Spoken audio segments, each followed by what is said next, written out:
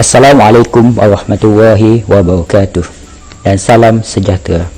Bertemu kembali dalam channel saya pada hari ini. Pada hari ini saya nak bagi beberapa tips untuk pegawai perubatan ataupun medical officer MO yang baru sahaja menghabiskan housemanship HO.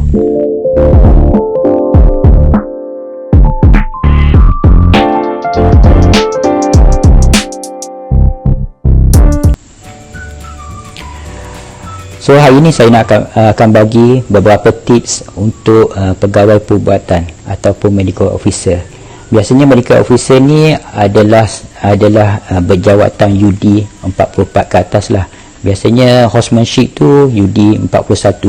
Selepas 2 tahun dapat latihan tetap, so dia akan naik kepada UD 44, iaitu kita panggil pegawai perubatan medical officer ataupun MO.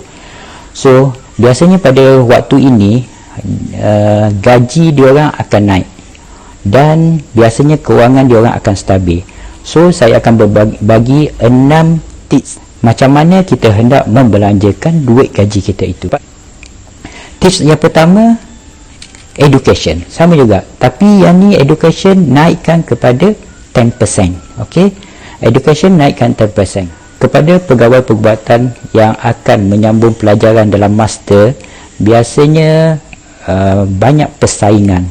So setiap orang itu akan membuktikan diorang ni layak atau tidak masuk master.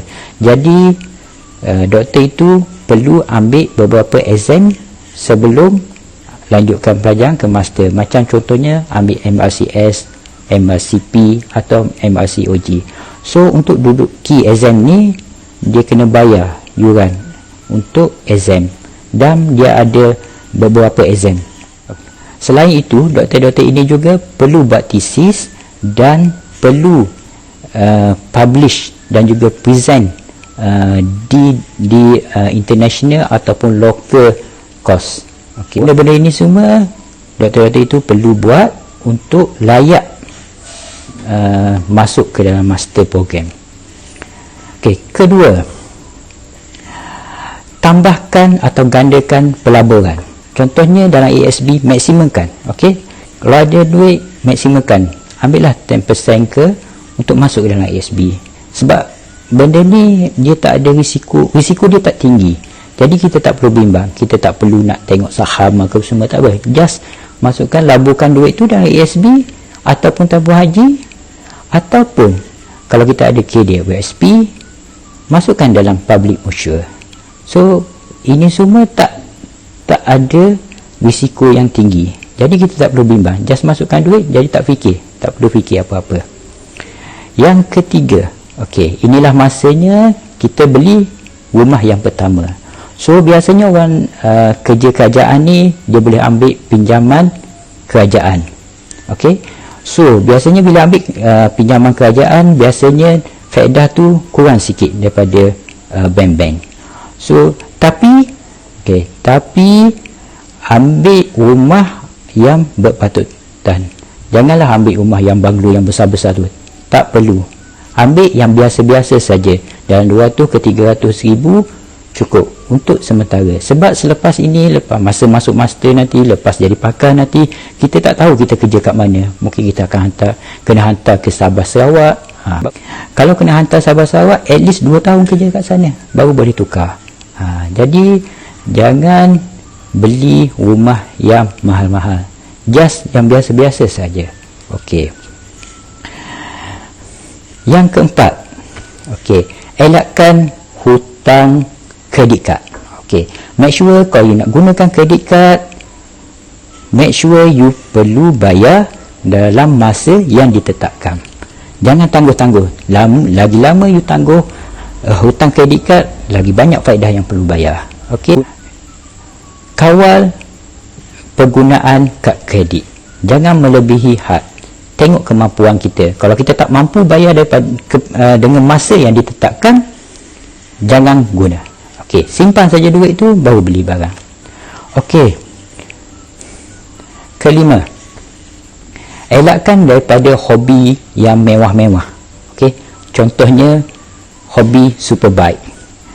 Okey, tengok kemampuan kita. Kalau just UD44, janganlah nak berangan untuk beli motor superbike yang berharga 100,000 ke atas. Sebab apa?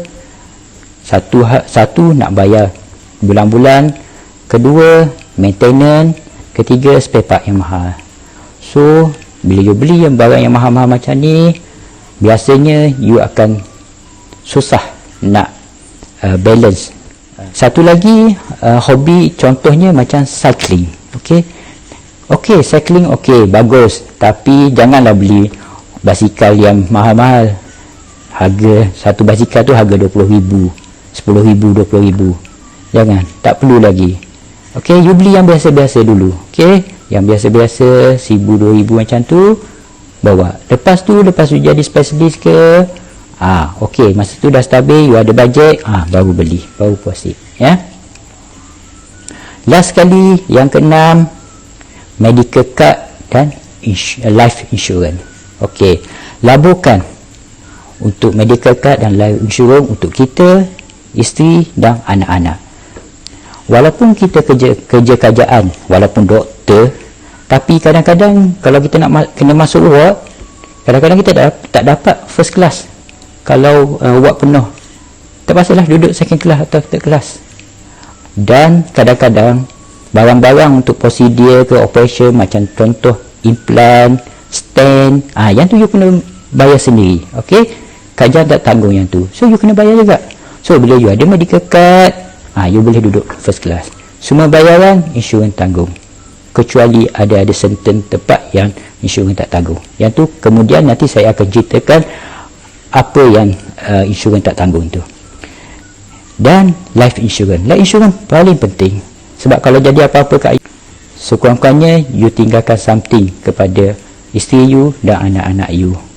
Okey, itu saja tips daripada saya kali ini. Sekian, terima kasih.